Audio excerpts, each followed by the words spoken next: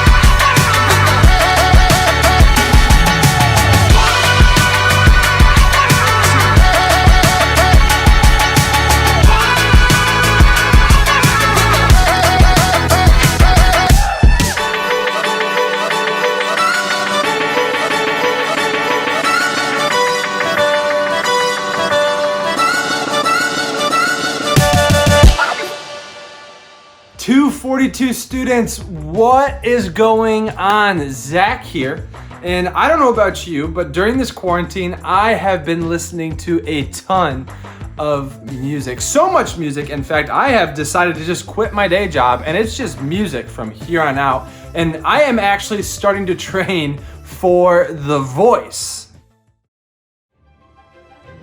You've got this. I believe in you. You're awesome. You're amazing. Do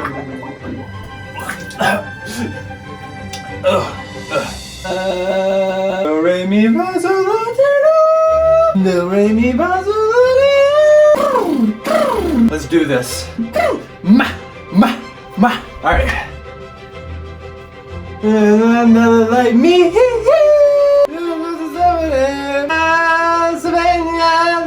Beatsy baba. And the sun can't stop us now.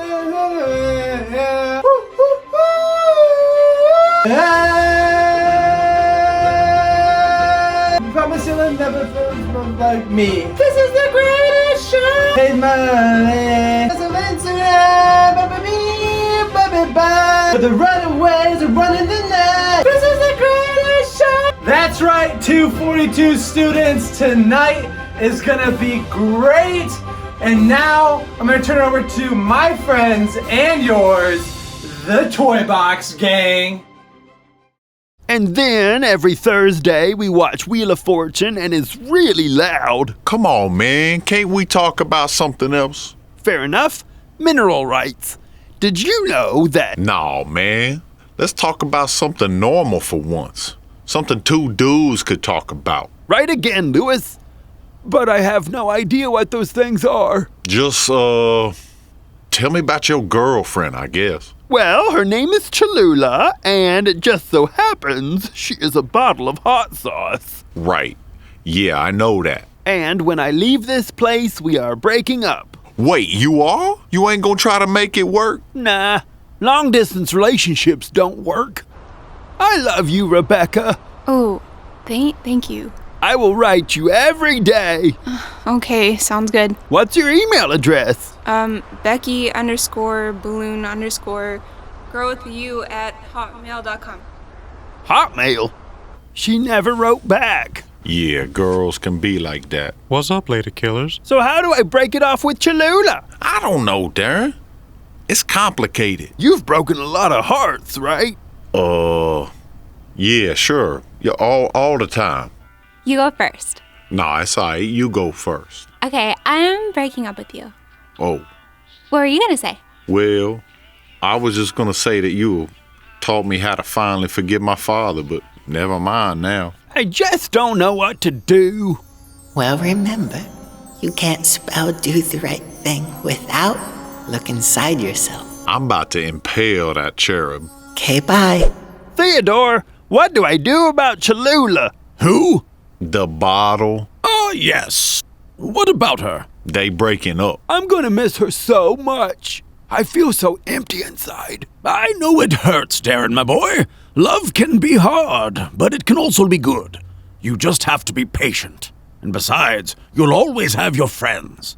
But who will I tell secrets to? Oh, sign me up, because I just love secrets. I was, the other day I heard that. Did you know Lewis wets the bed? Man, I told you that in confidence. And who will laugh at all my jokes? Well, we all will. And who will I snuggle with? Not me. Snuggling is overrated. So, this is it? Mm-hmm. And we just gonna lay here for 2 hours. Uh-huh. Man, it's boring. The point is, Darren, life goes on. But you can't string Cholula along anymore. You need to break it off. I know. But when? My baby's swaying like a palm tree, palm tree. My baby's swaying like a palm. Maybe now. We'll give you some space. Oh, she doesn't even see it coming or really, anything because this bottle just doesn't have a soul. Hey, Cholula.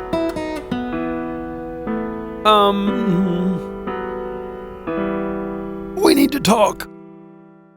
Hey everybody, my name is Devin. I'm the worship pastor at the Livonia campus of 242, and this is my wife Hannah. Hey. And just a quick disclaimer before we move on. If you hear any dog sniffs or barks, we apologize. We cannot stop him. But we wanted to share a song with you all today that's been a good reminder for Hannah and I during this time of chaos and uncertainty, that no matter what battles we face, any battle has already been won through Jesus on our behalf. So we invite you, no matter where you're at today, to join us in some worship.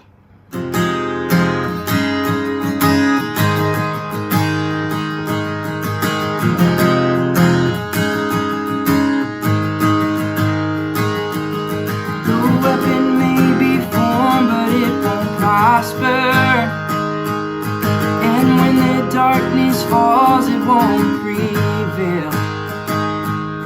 For the God I serve knows only how to triumph. Oh, my God will never fail. No, my God will never fail. I'm gonna see a victory. I'm gonna see a victory, for the battle belongs to you, Lord. I'm gonna see a victory. I'm gonna see a victory, for the battle belongs to you, Lord.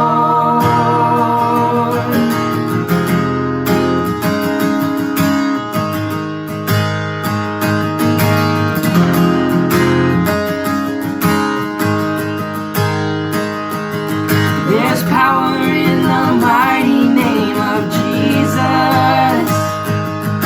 And every war he wages, he will win. Oh, I'm not backing down from any giants, 'cause I know how this story ends. Yes, I know, and I know how this story ends. I'm gonna see a victory. I'm gonna see a victory, for the battle belongs to you, Lord. I'm gonna see a victory. I'm gonna see a victory, for the battle belongs to you, Lord. I'm gonna see a victory. I'm gonna see a victory, for the battle belongs to you, Lord. I'm gonna see a victory. I'm gonna see a victory, for the battle belongs to you, Lord. Oh.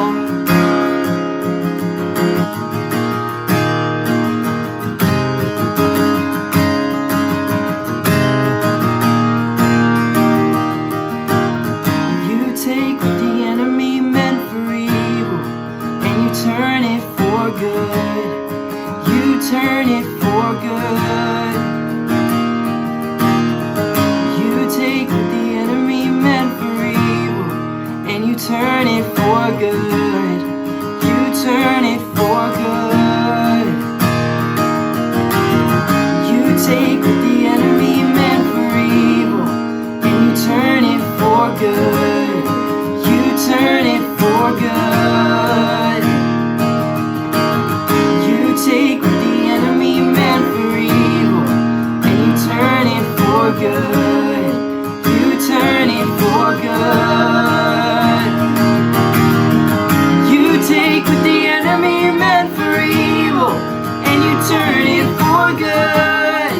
You turn it for good. You take what the enemy meant for evil, and you turn it for good. You turn it for good. And I'm gonna see a victory. I'm gonna see a victory, for the battle belongs to you, Lord. I'm gonna see a victory. I'm gonna see a victory, for the battle belongs to you, Lord. I'm gonna see a victory. I'm gonna see a victory, for the battle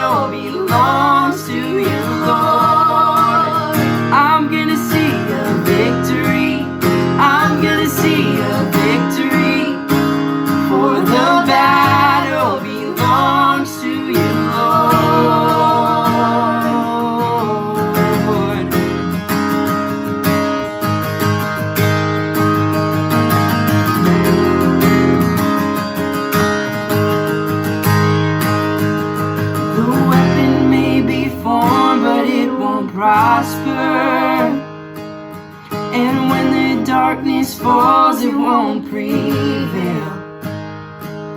For the God I serve knows only how to triumph. No, my God will never fail. No, my God will never fail.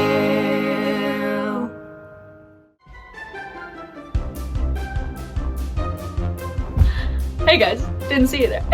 My name is Morgan, and we've been talking about life hacks. So today I thought, why not share with you guys some of my favorite life hacks? See, during quarantine I have had a ton of extra time to just think of ways that I can make my life that much easier. And I thought, you know what, if these are making my life easier, why not share them with you guys to help you make your lives easier? So first, I hate when I get holes in my socks. See, I have one sock that's good, one sock that's bad. Like, what am I supposed to do? Throw them both away? But this life hack is perfect. So you're gonna take your sock that has the hole in it, put it on your foot so you can see like your toe sticking out of it. Then you're gonna find a marker that matches the color of the sock, and you're just gonna color it. Color your toe the same color as the sock, and then no one will know that you ever had a hole in your sock. I promise, it works really well.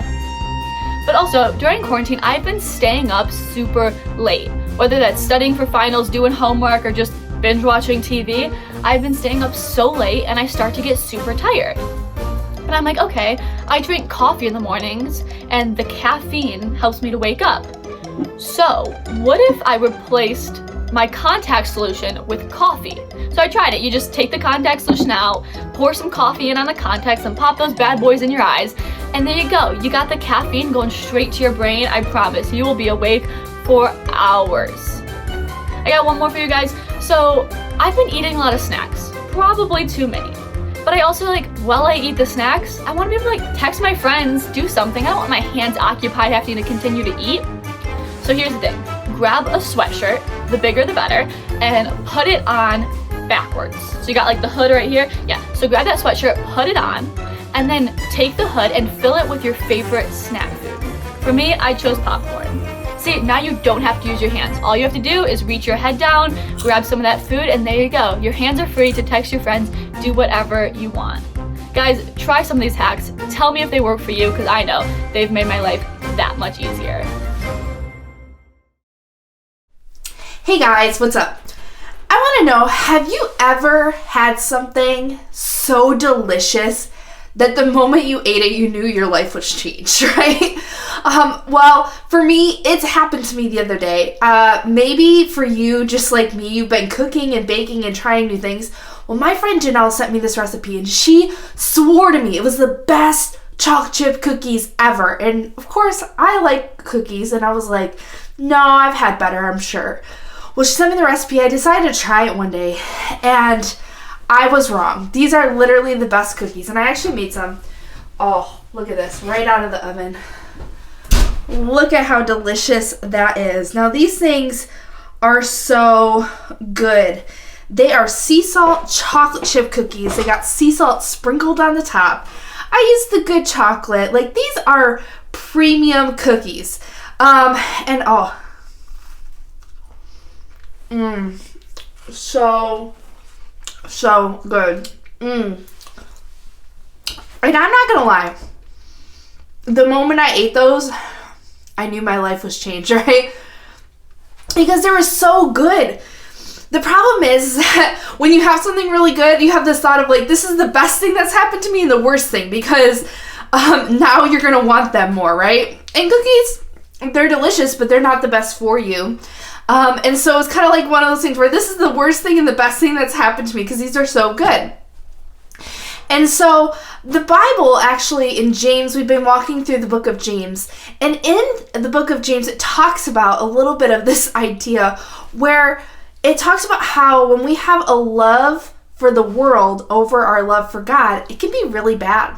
In the same way, if I love these chocolate chip cookies and like continue to eat them, it could be bad for me as well, right?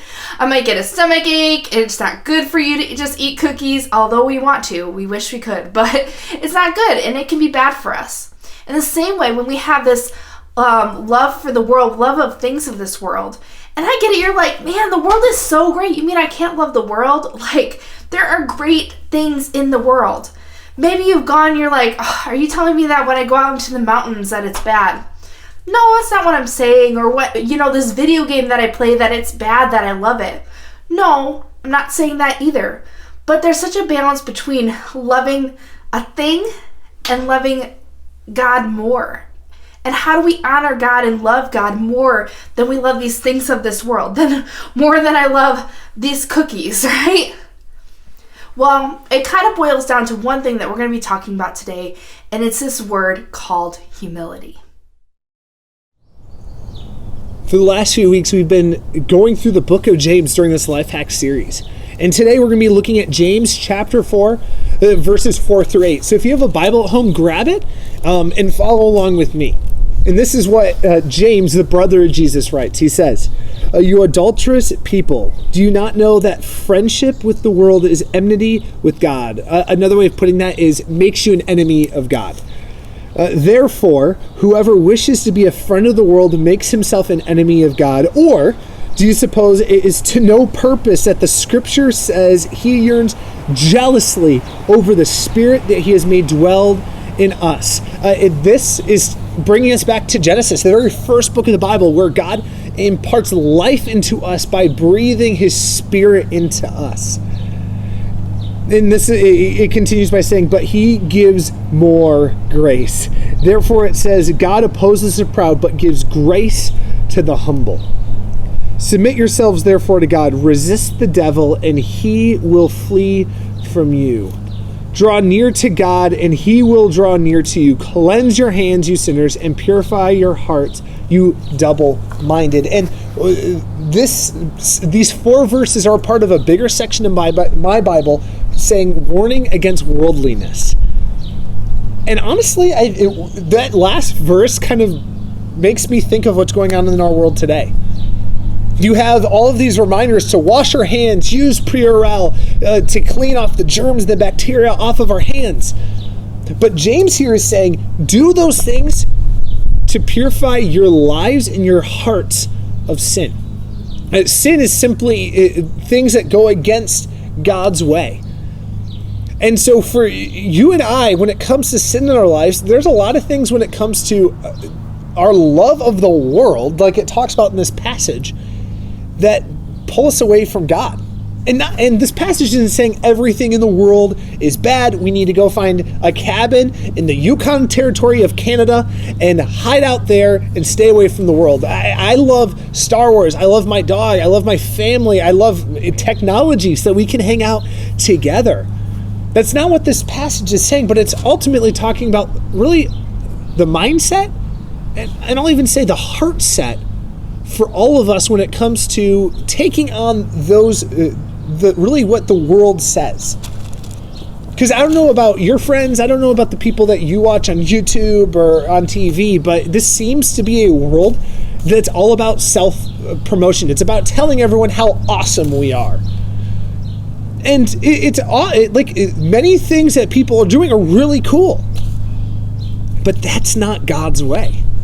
That's why when James writes that ultimately, here it is, but he gives grace to the humble. When he writes that, he is saying, hey, God's way is the way of humility. God's way is different than the world's way. And so for you and I, what does that look like? Because I think we oftentimes have a negative perspective on humility. We maybe think it's the people who aren't good at anything are the humble ones. Or it's people who are too down on themselves, or other people don't tell them how awesome they are, so they actually don't know how awesome they are. But that's not truly what humility is. Humility is simply putting yourself last. It's saying, okay, I'm going to think of everyone else before me. I'm going to think of Jesse. I'm going to think of Max. I'm going to think of Julia before me. I'm going to think of my parents before me. I'm going to think of my brothers before me, because that's what humility is. And Jesus embodied this. If you read the Gospels, and if you've never read the life of Jesus, I encourage you to do so. Because God's way is the way of humility. So for you and I, how do we actually apply this idea to our lives. So get rid of that fly. There's a couple ways. One is I think we need to ultimately be humble and put God's way first beyond our way. And the way we do that is A, by praying and asking God to know his way. Growing up, we would pray before meals, and ultimately that became kind of a routine for me. Maybe it has for you as well. And so maybe that means during those dinner prayer or lunch prayer or before breakfast, we literally say, God, help me today see how I can be humble and put you in your way first above mine. And also maybe it means during those meals when you're around your family, listening for ways that you can serve those people in your house.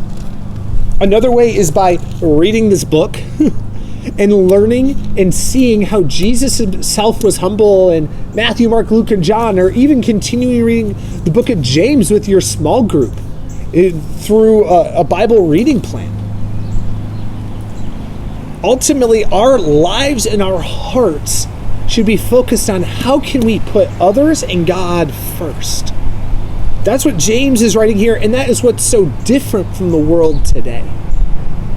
So for you and I, as we are about to enter into this time that we call it here at 242 Encounter, what does it look for us to take a next step with God today? Maybe for you, one of those two next steps I talked about is one of them for you. But for others of us, maybe we need to get plugged into community. And so you want to join a small group. A great way to do that is by filling out that next steps card that is getting posted right now in the chat. Or maybe others of you want to take your faith with Jesus public by getting baptized. If that's you, fill out that next steps card so we can reach out to you and help you take that next step.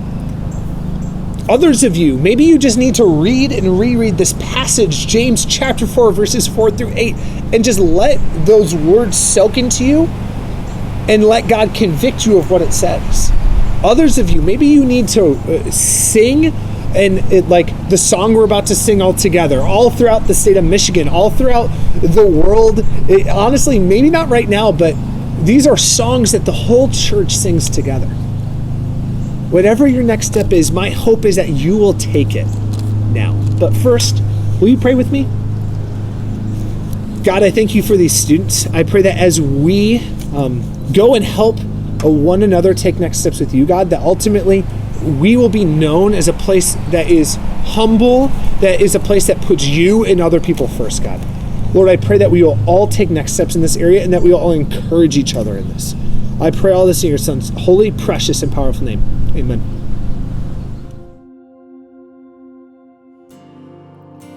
The one who calls the blind to see is moving here in front of me, moving here in front of me. The one who calls the deaf to hear, silence in my every fear, silence in my every fear. I believe in you, I believe in you. You're the God of miracles. I believe in you, I believe in you. God of miracles,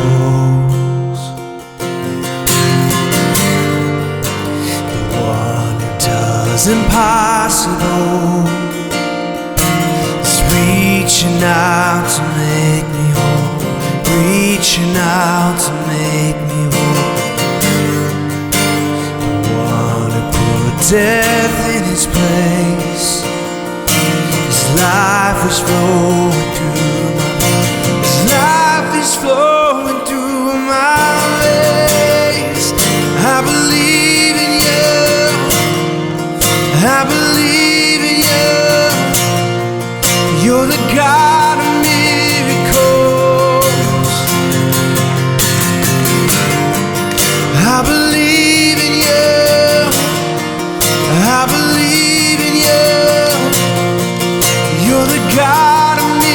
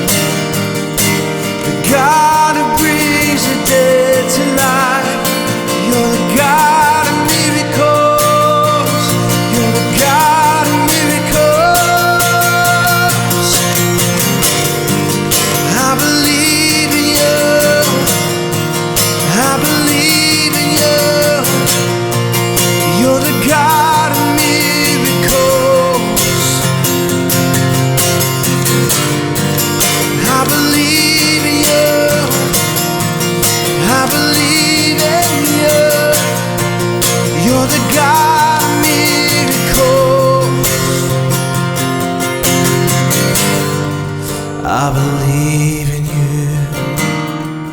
I believe in you. You're the God of miracles. I believe in you. I believe in you. You're the God of miracles. Hey, thank you for joining us for 242 Students Online. But it doesn't stop there. Go ahead and fill out the Next Steps card to join an online group and to let us know how we can help you take your next step with God. And don't forget to invite a friend next week to join us for 242 Students Online.